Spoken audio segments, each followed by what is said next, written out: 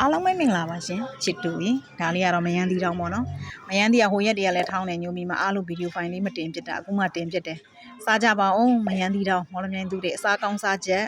မော်လမြိုင်အလှော်မှုန့်နဲ့ဒီတခါတော့အမြဲတမ်းဟင်းနေအော်ဒါသူများကိုပို့နေတဲ့ညိုမီကတော့ဒီတခါညိုမီကို၌ကတော့ညိုမီဟင်းနေနဲ့ခကြီးထွက်ပါမယ်ကြိုက်ထီးကိုဖျားတော့ဖူးမှာမို့လို့ကြည့်ပါအောင်မယန်းသီးတောင်းလက်ဖက်ငါချောက်စီစိန်တရက်သီးတစ်နှက်နဲ့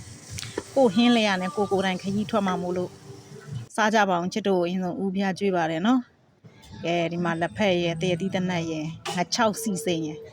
ညိုမီကြိုက်ထီးကိုဖျားတော့ဖူးမယ်အားလုံးပဲလိုက်ခဲ့ကြပါအောင်ချစ်တို့ရေ